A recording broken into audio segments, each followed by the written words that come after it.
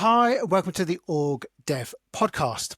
So what does it mean to take a systemic approach to leadership and change? It means often focusing not just on individuals, but on the patterns, relationships between people, teams, and different parts of the organization. And it also explores how leaders and team members make sense of what's going on around them. So who better to help us explore this powerful approach to understanding the social worlds of organizations than Dr. Martin Miksits? Dr. Martin is the founder and managing director of Side Consultations in Vienna, the Consultation House in Vienna, which is a private psychotherapy service, and co-founder of the Systemic Development Partnership with Dr. Christine Oliver. Martin works as a coach and consultant with leaders, teams and organisations, and he's taught systemic leadership in university, private and public services, and he's also a systemic therapist in private practice. He has co-developed and co-led the MSc in Systemic Leadership and Organisational Development, and just a quick bit of self-disclosure, so that was the masters that I did. So Martin was both my course leader and my dissertation tutor, so I owe him a great debt for all the learning that I had with him and all the support that I had with my dissertation as well. His consulting experiences with public service and business organisations in facilitating organisational transitions and development and learning. So Martin draws on 20 years of industry experience working mostly in international management positions. He's been leading major strategic change initiatives in a global company across Latin America and the Caribbean, and has led the management of merger and acquisition projects in Netherlands and in Belgium, and culture change and process change in Austria and the UK as well. Naturally, Martin's extensive work experience is underpinned by professional qualifications. He's got a professional doctorate in systemic practice, and we had to double check this, 3 master's degrees, one in business administration, systemic therapy, and systemic leadership and organisational practice. So thank you so much for making time for us to join us today, Martin. It's a real pleasure to have you.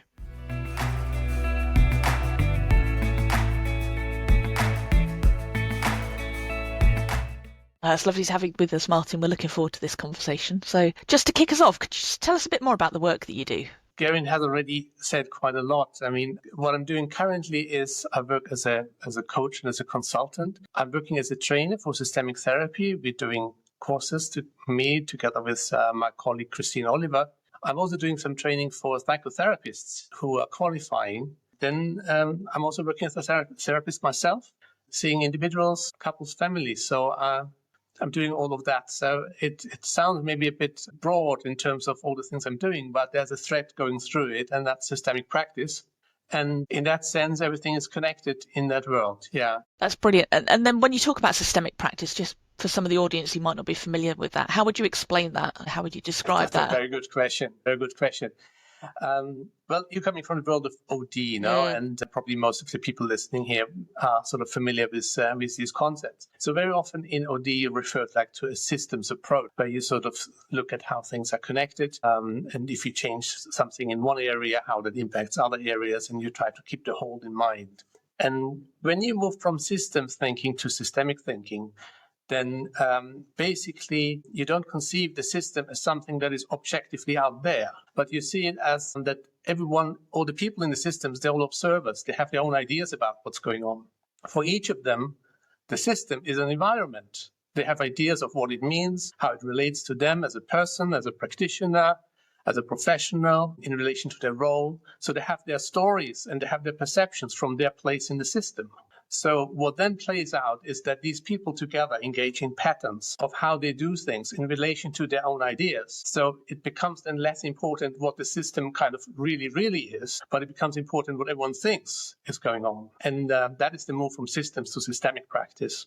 So you try to engage with people from that point of view. And how does that shape what you do in practice and how you work with teams and leaders and organisations in practice then?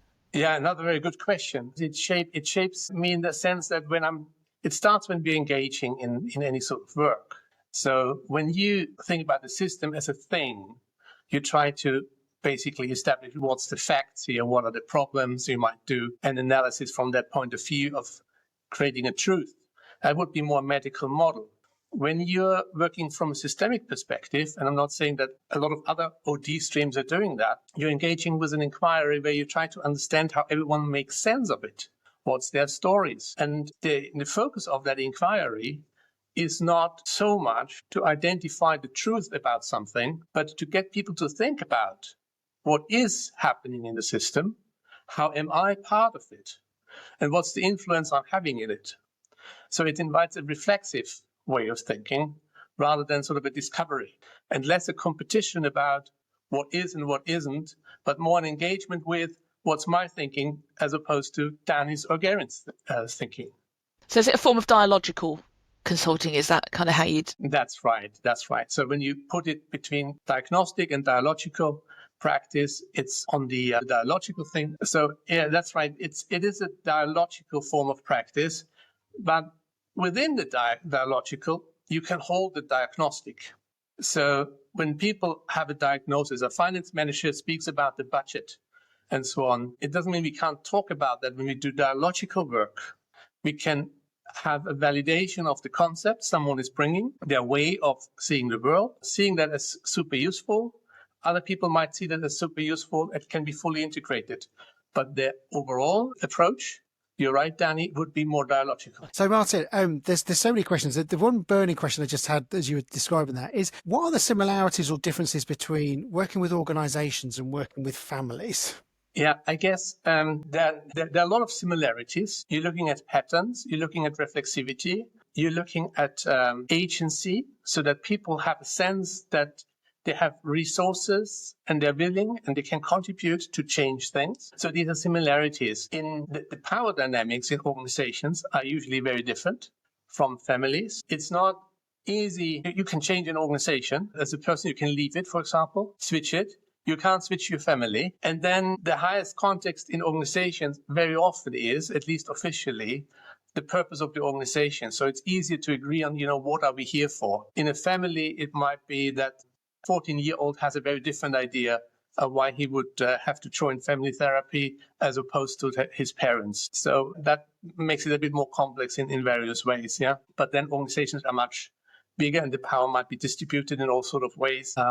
And a lot of other complexities come there. So there's an overlap, but there's also a lot of differences.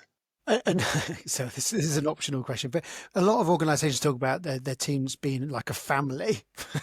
Is that a from your perspective, is that a healthy thing to do in organizations, or do you think it's... Well, this is now when we work systemically, then I try not to put my ideas as sort of a limitation or a frame onto someone else. So if a team has that metaphor and they think it's useful for them, that's fine. Why shouldn't they? Personally, I think it's a bit problematic. And it can be problematic because the obligations people have in a team are sometimes very different from in a family. In a team, at some point, you might say, well, this is not working. We cannot work with team member X. Probably in a family, you can't. So you have to think about differently. And on the other hand, if you are a member of a family, you have the expectation at the end, people will always be there for you, hold you because you're part of it. And that's the highest context. But in a team, the team is not the highest context. It's the purpose of the organization. And at some point in time, people have to go and have to leave.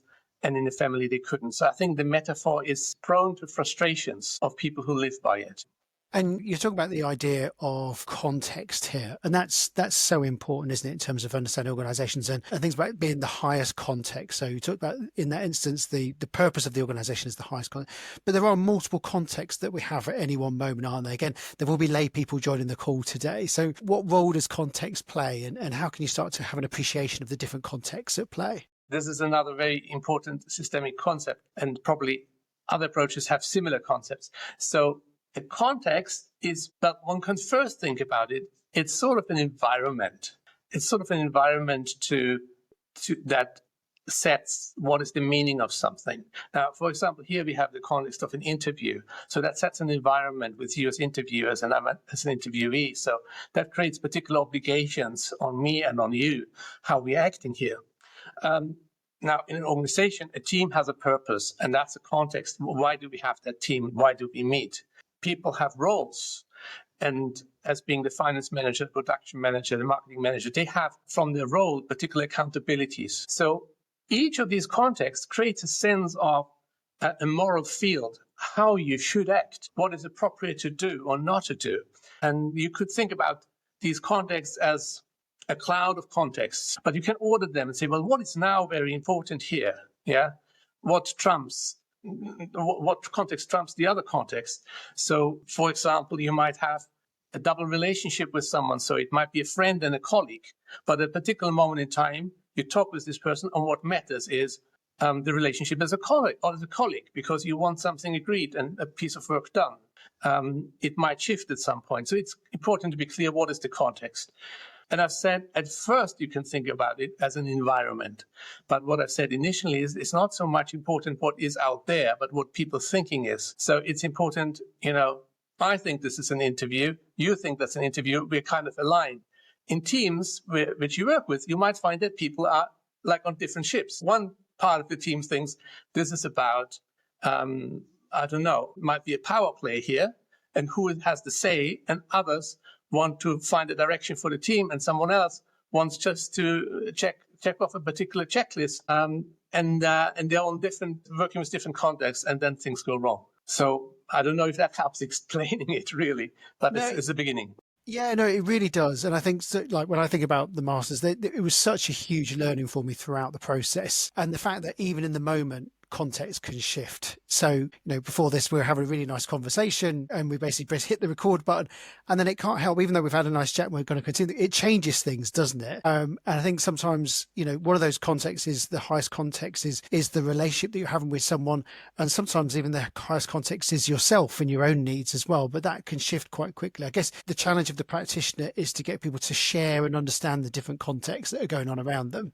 Yeah, it's very useful to have a language for this and to talk with people about what matters here, what's the highest context here, to frame a meeting, for example, or a piece of work in a way that the contexts are clear and coherently presented. And I think a lot of leadership work is actually about designing contexts that are meaningful with others. And when I say designing, I mean also designing with, so having conversations that clear. What are we going to do here? Why is this important? What will make a difference? What have we learned so far about this sort of activity, and so on? And then try to have a narrative, a story you can act into, which is sort of sufficiently well coordinated between people. Then you have quite a good chance of succeeding with a team on that piece of work. And you talked there about developing leaders, and often the tradition model in organizations is to send manager X away on a leadership program, develop capabilities for them. So it could be strategic thinking or giving feedback, and then they come back to the team and then try and deploy those skills. What is it about, like, how would you approach leadership? Because, for example, you've developed your own leading from within as a program. How does that differ to traditional leadership development? Yeah, I've piloted leading from within. That's one of my sort of, it's a baby project at this moment in time. Maybe I take a step back. We're running a lot of systemic training programs. And in the systemic training, we are conveying systemic theory and practice. We are enacting it in the training. And we do live consultations at the peer level or between, say, tutors and participants to bring the theory to life. So I think that's quite an enriching learning journey. But it requires that people who do that basically also have an interest in the theory, and they want to have a bottom-up understanding of not only what they could do, but also why they would do it and how that relates to theoretical sources. And not everyone has the time or the interest to go that journey. So I was playing early this year with an approach called leading from within, where I'm inviting people to reflect on their leadership situation and how people are positioned and the context informing it, without giving them lots of theory, minimizing the theory almost to nil, but maximizing the experience based on what they're having. So that's a bit of an experiment to reach more people. And I'm still sort of in a post-piloting phase, and it might be something that comes out 2026 or so. I will do some more tests with that. But it's basically just sort of how can you reach more people who need to invest less time to develop their leadership, and it's just a different offer. And I'm looking forward to see how that lands, because I appreciate that talking about context and different forms of reflexivity and so on may put some people off. And it's not everyone who wants to invest so much into a particular concept or theory to develop leadership. It's a pragmatic approach. So you talked there about meeting leaders where they are. a lot of the leaders we work with, and I'm sure you find the same thing, they're busy, there's a lot going on, their worlds are really complex. So how do you kind of begin to introduce them to a kind of systemic approach without kind of overwhelming them and helping them just focus on their day-to-day challenges? Yeah, I mean, basically, I'm meeting leaders either individually, then they come through like a coaching situation, and then I spare them the systemic approach to a large extent. So I immediately start to work with them. But it might be that in the process of, at some point, I'm saying, what we're talking now here, there's a helpful concept here. Here are the domains of systemic practice, or there's a helpful concept here. Let's think about the pattern between you and person X, Y, Z in that team. So to have a frame or a picture in your mind that helps you structure information in a different way that invites systemic thinking without sort of coming with loads of theory. When we're working with teams, then we also usually work away from a commission and start with, how can we help you structure conversations that facilitate a different way of working with that dilemma, that perhaps change your pattern, how you're currently doing it, that perhaps is an enactment of a different way of working that you then as a team can take forward, and hopefully also finds a very specific solution to the problem that you were asking help for. So we try to be quite coherent with sort of all the things that needs to be addressing. And in that process, it's quite useful then to have elements of teaching, where you say, well, and what we have done here follows a particular process. It looks like this. You can use that process also for other problems, and have some reflections on that, from what we told you and what we've done. Do you see ideas how you could translate that into your day-to-day? And then people will say, usually, yeah, I can see how I can adapt that and make it useful in my context. And that is making it much more sustainable. So that is how we would usually do it. On larger courses, then we also share papers, and we ask people to read through them, discuss them, do some peer work with them, and do some deeper reflections on like their life experience or a particular project they're working with, and relating that to theory, to go one level deeper than that, and shape their own style of how they want to become a systemic leader or a systemic consultant. But that's not that's sort of more the elaborate route. Yeah. For people who actually want to use that to become OD practitioners, for example. Hi, we're just pausing this interview for a moment. Have you ever finished an episode of the OrgDev podcast and wish you had a cheat sheet that summarises all of the key points? Us too, so we made one. It's called From Pod to Practice, and each week in our newsletter we'll share a 2-page summary of the latest OrgDev episode, and it includes key takeaways, a reflection prompt, and one small action you can try. And it's all in a digital format with space at the end to add your own notes and reflections, and it's designed to help you take the learning from the podcast into your day-to-day work. So to get your copy, just sign up to our Next Step to Better newsletter. The link's in the show notes, or you can visit our website at www.distinction.live to get the latest From Pod to Practice in your inbox. And let us know what you think. We'd love to get your feedback. And what was your journey into being a systemic practitioner? I was always interested in systemic and systems theory. So I had a basic interest. And in year 2003, I stepped into the training in 2004. So I started one master in 2003 and the other in 2004, and later did a doctorate. Before that, I was always interested in creating stuff. I was interested in strategy. I was doing a lot of change-related work. I also had other roles, like sales roles, but a lot of my activities was always in business development, merger and acquisitions, strategy work. And I haven't really thought about organization development in that sense, but you always have to think about the whole that you need to create, and how you position people, and you try your chances, you make mistakes, you learn.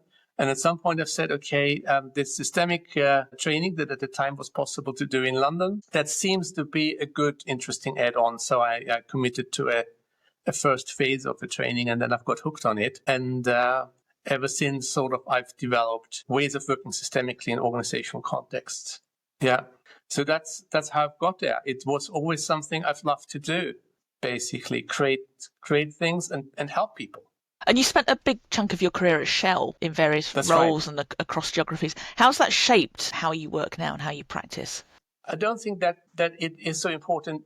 It was Shell as a multinational, but I think working for a multinational company has shaped it as such, because it gave me a number of opportunities. It gave me the opportunity to live in different cultures and see what's working in this and that culture. And as we talked about context, it's a bit like when you have a career and you work in different organizations, or even when you're a consultant, you're working in larger projects with different organizations.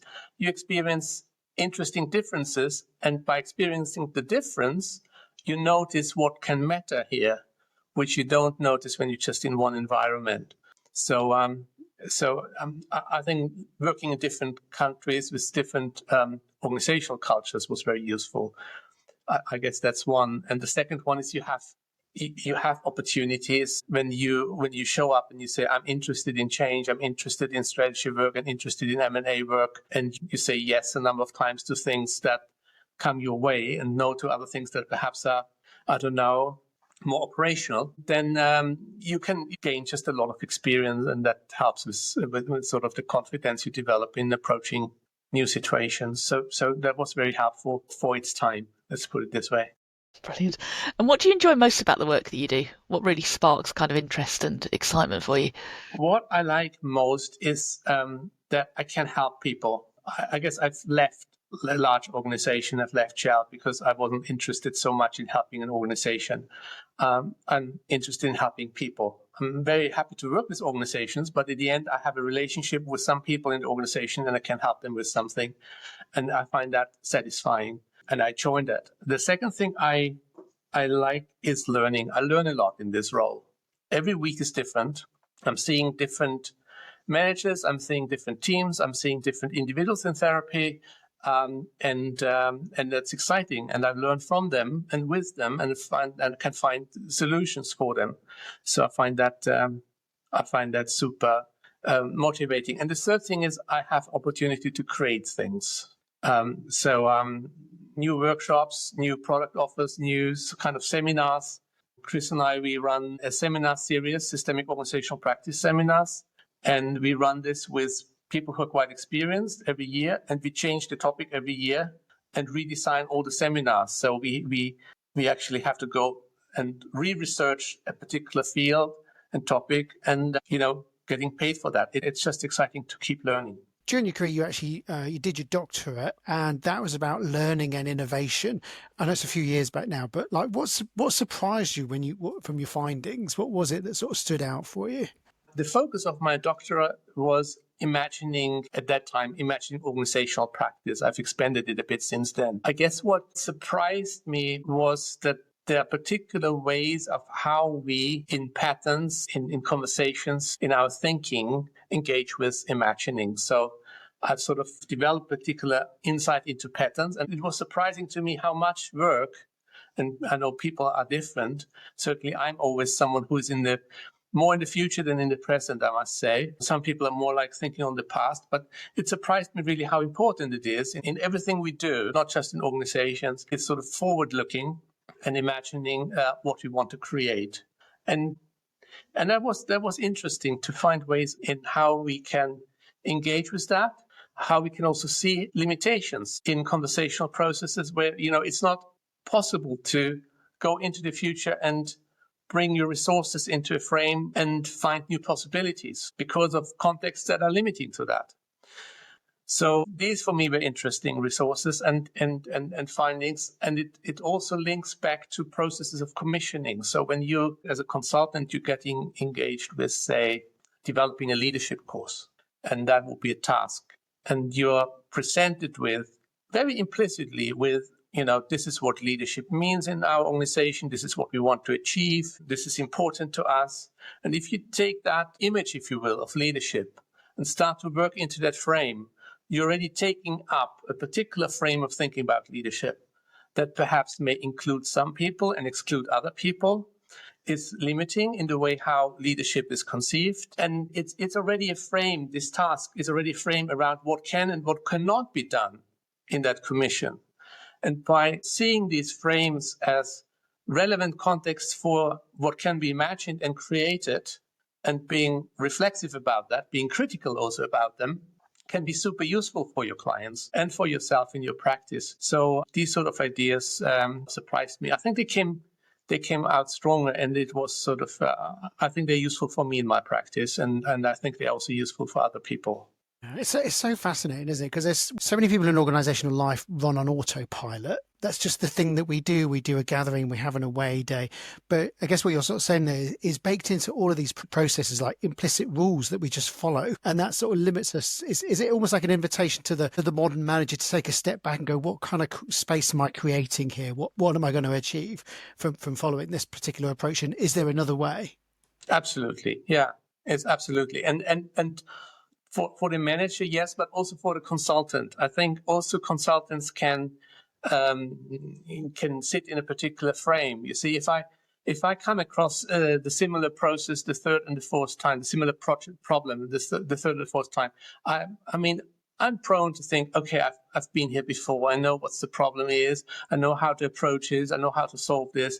And that's dangerous, of course. That's dangerous ground, because you're not listening really fully. You're not critical about what you're hearing, how you position yourself, and about opportunities you might miss. Now, when you're in an organization, you're even more so sort of bound in a culture. You've grown up perhaps in this organization, and that's one way of doing things. And you're not seeing alternatives. And if you see them, you will find a lot of people around who don't want to see them and feel that this is not a good thing to do, because this is not how things are done here. Yeah, it can be quite brave, can't it, doing something that's countercultural and getting people to think about things in a different way. Absolutely. It can be brave, and it might be too big a step also to do it. So without thinking about what would be small steps towards that, because you might get rejected with your ideas. How much is pace a problem? Because the organisations and leaders we work with, everybody's moving so fast. Some of the things you're talking about require people to slow down a bit and take that time to think differently and look at things from a different lens. Do you see that in your work, the pace and the...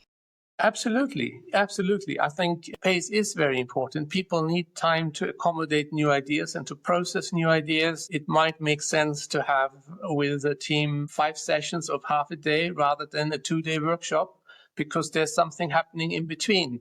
And they can have conversations, they can critique that and come to terms with ideas and have other experiences in between integrated and so on. It does take time. By the way, both in therapy as well, sort of as in organizations, it does take time sort of to move things on. And at the end, we're all human beings. So we need for our own mental processes time to synthesize that at an organic level, that now things should be different. Process the emotions that are linked to them. There might be losses. People might be overwhelmed, and one need to think about safety and so on and so on. So I think these processes need time. We've asked you what you find most enjoyable, but what do you find most challenging about the different roles that you hold? I have a paradoxical relationship with challenge. I've learned for myself that the reason why I'm doing what I'm doing is because I can fail. I wouldn't like to have a job where I would always know how to solve things. So if something is, let's just say, if there are difficulties, I find it actually quite attractive. I already mentioned that when things are too similar and there's a risk of it being boring, I think that is actually a challenge. And if something is relatively new and uncharted ground, then that probably is what I'm most drawn to. So in that sense, there are probably things that are very new, but I couldn't really feel it being challenging in that sense. I would say they're most interesting. And one of the things I also remember is just being introduced to a whole world of tools and frameworks. We often ask the question, like particular tools or frameworks that you enjoy using, not for every situation, but if someone is starting to sort of explore using systemic practice in their work, what are some of those good tools that you would often turn to use? Well, probably there are a number of tools. When I'm looking at conversations, then I'm very often using the concept of what is called systemic domains of practice. So I'm thinking, what is it that we want to achieve here? And I look at 3 dimensions. And one dimension would be, we call that aesthetics. So what is actually what we want to create? What's the purpose of this conversation? And when we say what we create, we also mean what do we want to create for each other? So what sort of relationship would we like to have? How would we like to be with each other? How would that be a beautiful thing? How can we make this a place also where we would like to work? So these are aesthetic interests, and that's one context, and that should be somehow at play all the time when we're working to think about ethics and things like that. Another one is like which we call production. So what do we relate to as if it would be fixed or agreed rather than like a construction where everyone has a different opinion. So we act as if we all have said we meet today at 2:00. That's helpful. We all have said we use this tool. We all have said this is the task of our conversation, and have that clarity that is important to have good enough coordination in a team on a particular purpose. And a third dimension would be the domain, I call it now domain of exploration. So this is about the different voices and having different opinions and about a good dialogue and being open. And you can see that you probably cannot always hold everything as most important. So at some point you have to have an open dialogue. At some point you need to say, okay, but when are we now going to meet? What is now the most important thing to do? Where you move from one domain to another. So I find that a very useful tool to think about conversational processes. And another tool, and I just want to build on what I've just said, another tool would be to think about, and in therapy you do this, you have pre-meetings. Before you go into a meeting, you think about, what is it what we're going to create here ideally? What is it that we should have agreed in terms of production? What would a good conversation look like? How would I like different voices to be included? How can I make this a very good conversation? Think about that before getting like poised into that situation, and even think that everyone in this meeting is going to act from a frame of good intention, from their context. So even if I may not like it, but perhaps other people act from a frame of good intention. How can I understand it this way? And then you go into the meeting. I think these are just two very simple and I think very useful ideas. Fabulous. So when you look back at your career so far, what are some of the biggest lessons that you've learned so far? Biggest lessons that I've learned. I think I've learned that I have to work with the energy of the system, of other people. Particular in a lot of things I'm doing, I'm part of just a very small team, or I'm alone. And if it's now with a family or with a team, working with people have energy for. It may not what I think is the most important thing to do, but just to start to work with that energy. And then you have to set your sails and have the energy, capture that with your sails. And if you are in sailing, you know that you can also sail against the wind, but you cannot go straight against the wind. You have to cross against the wind. You can reach all sort of places, but you need to work with the energy of the wind. It's not useful to say, well, I have a great idea and we need to go there. And other people are not of the same interest. Even if it's the best idea, it's not going to work. And the learning has to be in the system. And in that sense, I think that's a big learning for me. I hope at large I can take it on board.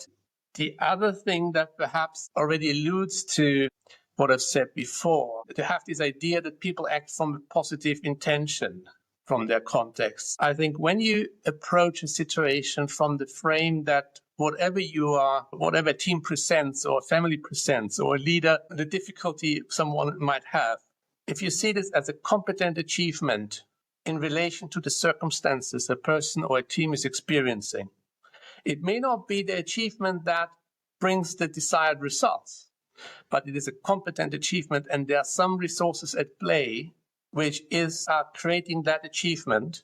And you see that as a resourceful production in that sense and approach it from that perspective. I think that multiplies your chances to help people or a system to develop from that point. Because people very often come from a negative perspective. Either they are negative or the team is negative. Martin, can you help me with this team? They are rubbish. Yeah. We've had that one. We've had that commission. Yeah. They are rubbish.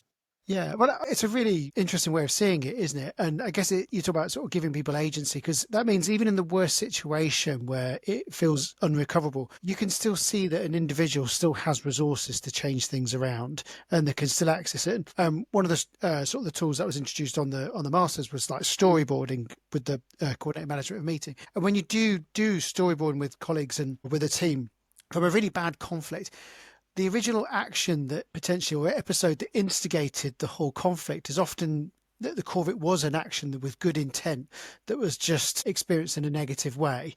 So it is a really powerful way of looking at things, isn't it? Absolutely. Yeah. There has been a lot of work done in the field of appreciative inquiry. that has something to offer, but it is very often done in a frame that one only looks at positive things, whereas difficulties, that sounds maybe a bit paradoxical, but difficulties also can be expressive of resources, because if people wouldn't have a hope for it being different and a commitment to it and have seen it somewhere else, they wouldn't see it as an opportunity and come for a consultation in the first place. But also so-called difficulties might be the best attempts currently available to respond to a challenge to the organization or the team, or to a challenge on some context, which could be also an individual context of a leader, that they feel threatened or whatever. But it is currently the most competent sort of response available in that system. And that's a useful starting point, because it leads you straight to think about, what do we want to achieve here? What have we tried so far? And what competences have you shown in what you have tried? And also, what sort of commitments have you shown in doing that? You can't have a conflict without being super committed, for example. I really like that way of thinking. And how do you've got a real thirst for learning. I'm going to ask you two questions here. So how do you invest in your own learning and development? And what's really capturing your attention right now? Like, what's exciting you? I mean, I invest in my learning by creating new content. So that is actually taking a lot of time to think through. That's one thing I'm doing. I learn a lot really with my clients, so that's a bit ongoing, but I'm also following courses. So I've just completed, for example, last year a course on systemic hypnotherapy, which is a quite interesting approach, which I can also use in working with organization. It's a development from Milton Erickson's hypnosis and linked to systemic practice. It's not hypnosis in a way that everyone sort of closes their eyes, but it's sort of thinking about how we are taken by particular discourses and ideas in our day-to-day practice and how we can create distance. So the idea of reflexivity is involved, but it is much more looking also at our mental inner processes and how we can change that from the insights of hypnosis. So that's quite useful. So I'm on the outlook of what can be done. There are other courses I've done, but I will not want to bore you with that.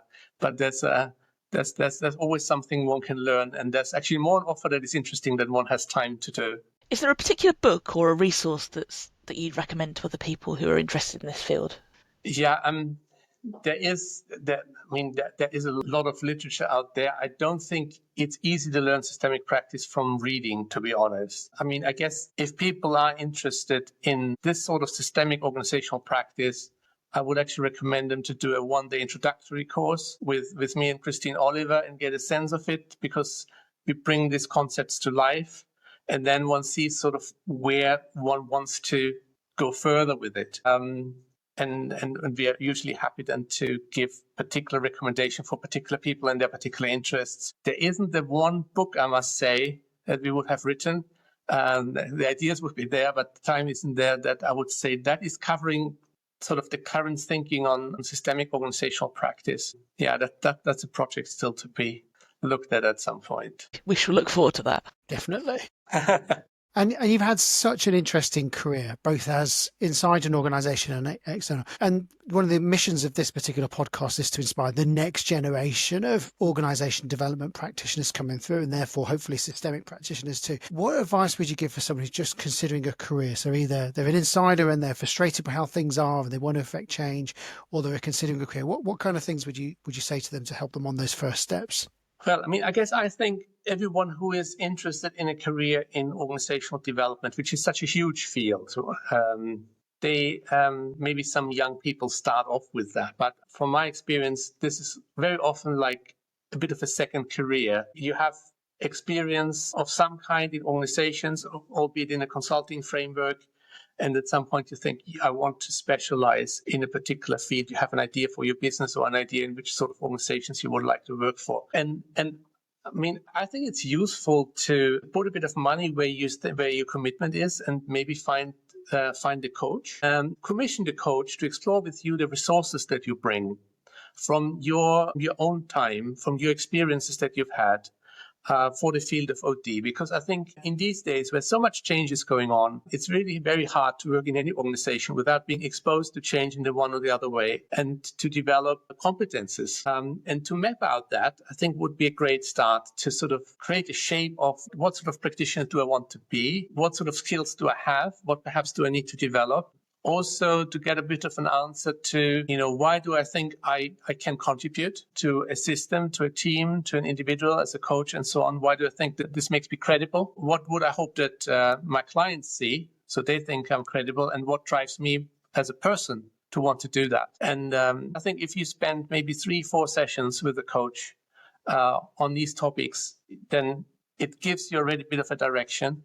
And I would say that if people have their experiences, I would also think it is useful, if it's not already on your CV, to think about what sort of training can I do that kind of amalgamates my experience and extends it at that point.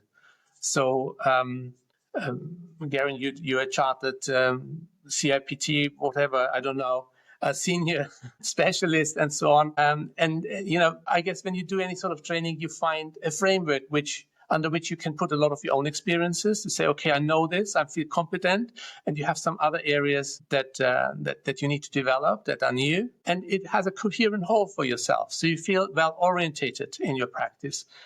And this is usually what work experience doesn't give you, or life experience in all sort of projects doesn't give you. And so I think that would be another investment to do. That would be my thinking if someone asked me that question, really. Well, Martin, I want to say a huge thank you. It's been a really brilliant conversation. We're just, this is just the tip of the systemic iceberg that we're looking, but a brilliant signpost to people in the hallway. And obviously, I just want to say a huge thank you, because being with you over 3 years absolutely shaped the way in which I sort of see the world and practice as an OD practitioner as well. And I want to say a huge thank you for that as well. Danny, what are you taking away from the conversation today? Yeah, lots of things. I think there's been some really lovely definitions. So that distinction between systems thinking and systemic practice, I think, has been really, really useful. The reminder about the importance of context and kind of the obligations that places on people who are in that context and being aware of that. And then the other takeaway for me is around the pre-meetings, the importance of pre-meetings, and building into that, really trying to understand the other people's kind of potential frames and, what's the good intent they're bringing into that meeting that you're approaching. So thank you. Yeah, and for me, it's been a really brilliant refresher of just the importance of the different roles that we have at any one moment, and all the obligations and rules that come with it, and the fact that a really effective modern leader needs to be a professional pattern spotter. The ability to see even just the tip of a pattern, and just looking for those repeating patterns. And what are they? Are they healthy patterns, or are they something potentially you need to intervene or to get some help to intervene as well? Martin, I know that people are going to be really interested in following your work or looking at some of the programs that you do as well. What is the best way for people to reach out to you, or to at least follow the work or access some of the courses you're doing? The easiest, I think, would be to go to systemicdevelopment.eu. There's a newsletter there, and you can register, and you will be on the loop of whatever we're creating and offering. It's not going to spamming you down, because I'm too lazy to send out a newsletter every other week. But from time to time, you will get something, and then you pick what is interesting for you. I think that's a pragmatic approach here. Well, thank you so much, Martin. And all the things that Martin shared with us, we'll put the links in the show notes as well.